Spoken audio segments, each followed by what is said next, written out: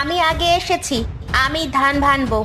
ভাবি, আমার বাড়িতে নতুন আত্মীয় আসবে, আমাকে আগে ধান ভানতে দাও না। মঞ্জিলা ভাবি, সবার বাড়িতেই কাজ আছে, বুঝতে পেরেছো? যে আগে এসেছে সেই আগে ধান ভানবে। এই তোরা এমন ঝগড়া করছিস কেন রে? সবাই মিলেমিশে কাজ কর না। আমার নাতনি এসে যদি দেখে তোরা ঢেকি নিয়ে ঝগড়াঝাটি করছিস, তাহলে তোদের আর আজ ধান ভানতে দিবে না। মা ঠিক বলেছে মনিকা ভাবি। তাছাড়া মেয়েটা ঢেকিটাকে যে কত ভালোবাসে সেটা তো তোমরা জানো। আচ্ছা রিমু ভাবি, শিমু আসার আগেই আমরা আমাদের কাজ শেষ করে নিচ্ছি।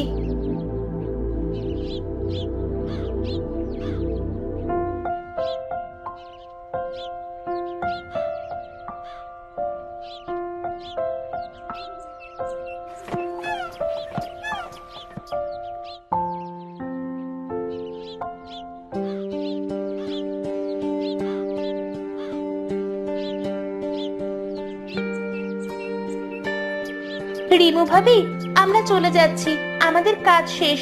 শিমু বাড়ি আসার আগে সবার ধান ভানা হয়ে গিয়েছে। ঠিক আছে ভাবি, তাহলে তোমরা যাও। তোমরা তো জানো মেয়েটা আমার এমন, কি করব বলো।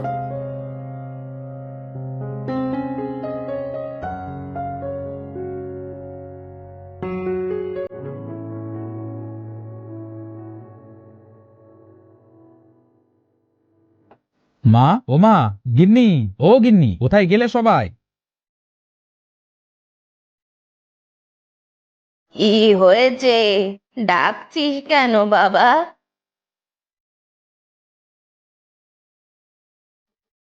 ওগো, তুমি এইভাবে ডাকছো কেন? আরে মেয়েটা বলেছিল মুরগির মাংস খাবে, তাই আজ কিনে আনলাম। তা মেয়েটাকে তো দেখছি না। মেয়েটা কি কোনো সময় বাড়িতে থাকে? গেছে কোথাও খেলতে হয়তো। গিন্নি, মাংসটা আজ ভালোভাবে কষিয়ে রান্না করো তো, আমি মাঠে যাচ্ছি। আচ্ছা, তুমি মাঠে যাও, আমি মাংসটা রান্না করে রাখছি।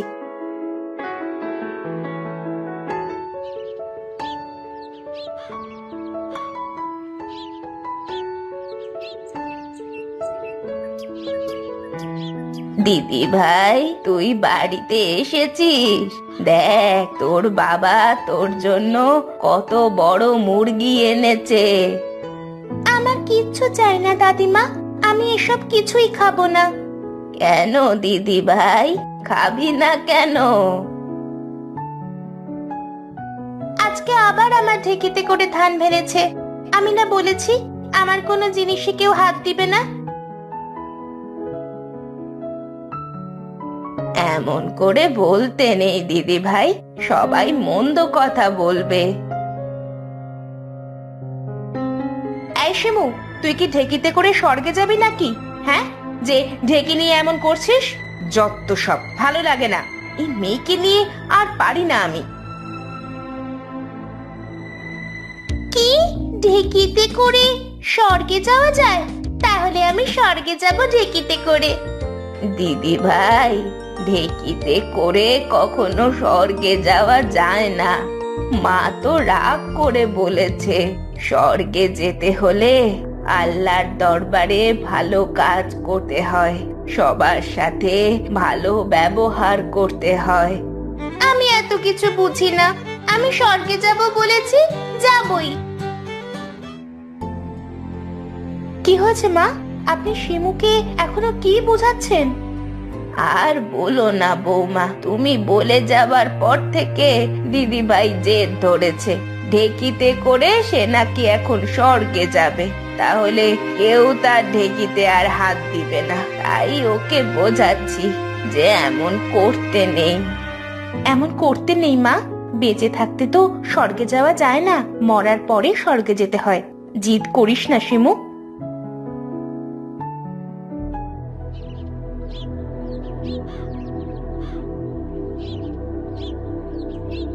আমি ঢেকির ওপর বসলাম, ঢেকিতে করেই আমি স্বর্গে যাব।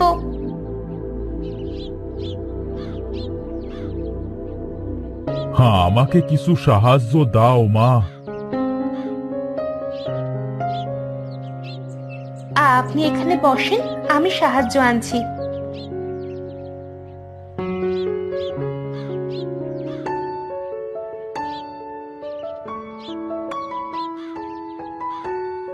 আরে এ আমাকে এতগুলা চাল দিলি যে?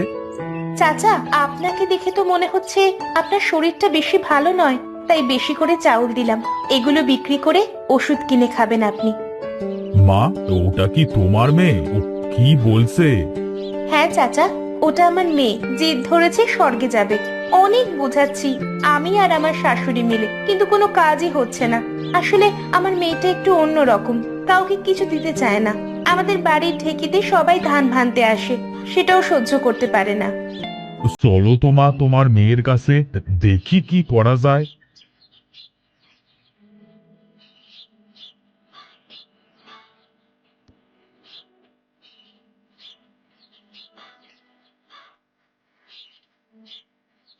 কি হয়েছে দিদি ভাই? তুমি ধান ভানা ঢেকির উপর বসে আছো কেন? আমি স্বর্গে যাব, তাই বসে আছি। সেখানে যেতে হলে তো ভালো কাজ করতে হয়, আর মৃত্যুর পরে সারা স্বর্গে কি যাওয়া যায়? আমি আমার জিনিস কাউকে দিতে চাই না, তাই আমি স্বর্গে চলে যাব আমার ঢেকি নিয়ে। কেঁদো না দিদি ভাই, আমি তোমাকে স্বর্গে যাবার রাস্তা করে দিচ্ছি।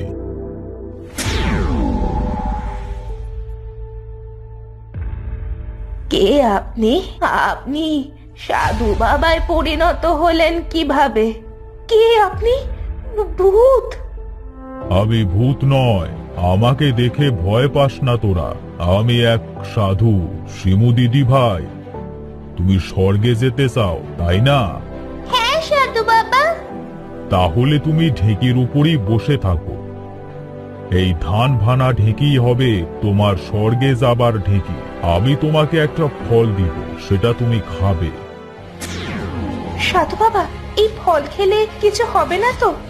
তুই চিন্তা করিস না, তোর মেয়ের কিছুই হবে না। তোর মেয়ের খুব ইচ্ছা, সেটা পূরণ করে আসুক।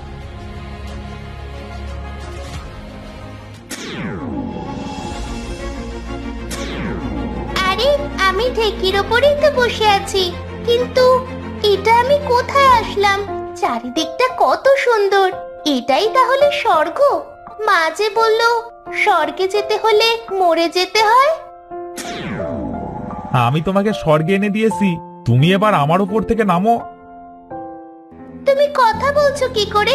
ঢেকি কি কথা বলতে পারে? এখানে সব কিছুই কথা বলতে পারে। এখানে তুমি অদ্ভুত অদ্ভুত জিনিস দেখবে। তোমাকে আমার স্বর্গে এনে দেওয়ার কথা ছিল, আমি এনে দিয়েছি। এখন তুমি দেখো ভিতরে ঢুকতে পারো কিনা। আচ্ছা তুমি থাকো, আমি গেলাম।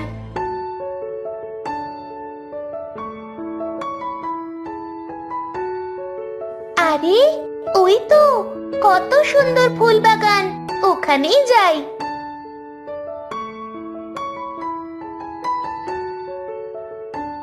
কে তুমি? কেন এসেছো এখানে? ফুল বাগানের ভিতরে তুমি ঢুকতে পারবে না। এই ফুল বাগানের ভিতরে ঢুকতে হলে দুনিয়াতে ভালো কাজ করতে হবে। ভালো কাজ করে যদি তুমি মৃত্যুবরণ করো, তাহলে এই ফুল বাগানে তুমি ঢুকতে পারবে, তাছাড়া নয়। তাহলে আমি এই ফুল বাগানের ভিতরে ঢুকতে পারবো না?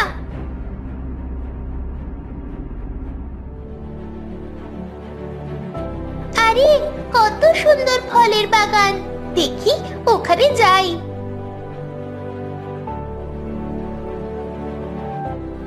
ফল বাগানের ভিতরে তুমি ঢুকতে পারবে না।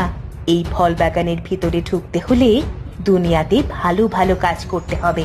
ভালো কাজ করার পরে যদি তুমি মৃত্যুবরণ করো, তাহলে এই ফল বাগানে তুমি ঢুকতে পারবে আর ফল খেতে পারবে, তাছাড়া নয়।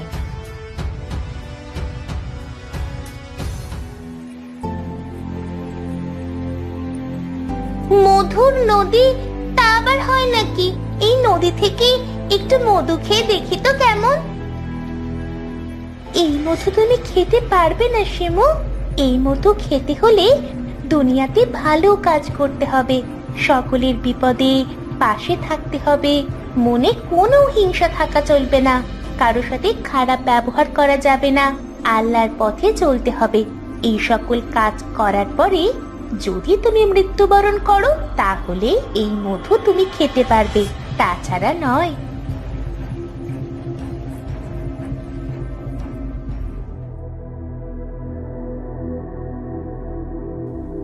খুব পানি তৃষ্ণা পেয়েছে, আর যে হাঁটতে পারছি না। এই গাছের নিচে একটু বসে নি। তুমি এই ছায়ায় বসতে পারবে না শিমু।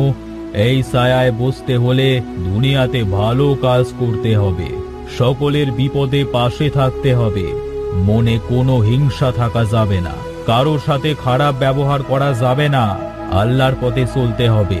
এই সকল কাজ করবার পরে যদি তুমি মৃত্যুবরণ করো, তাহলেই আমার ছায়ার সুখ কেমন সেটা জানতে পারবে, তাছাড়া নয়। আমি এখানে আর থাকবো না।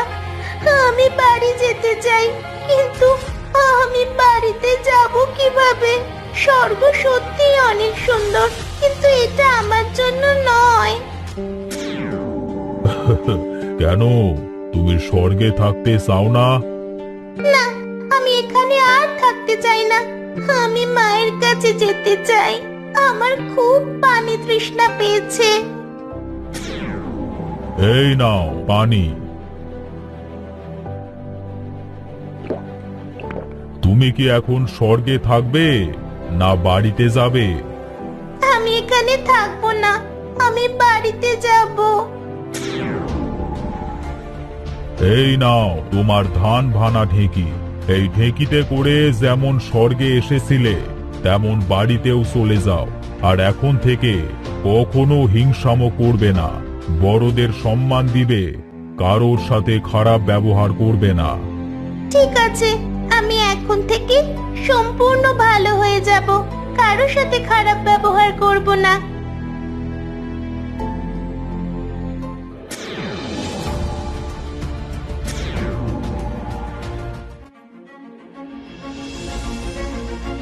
মা, মা, কোথায় তুমি? আমি এসেছি। কি হয়েছে মা? এভাবে চিৎকার করছিস কেন? মা, আমি ভয়ানক স্বপ্ন দেখেছি। কি স্বপ্ন দেখেছিস মা? মা, আমার ভুল হয়ে গিয়েছে। আমি আর কখনো কারোর সাথে খারাপ ব্যবহার করব না, কাউকে কষ্ট দিব না, প্রতিদিন নামাজ পড়ব,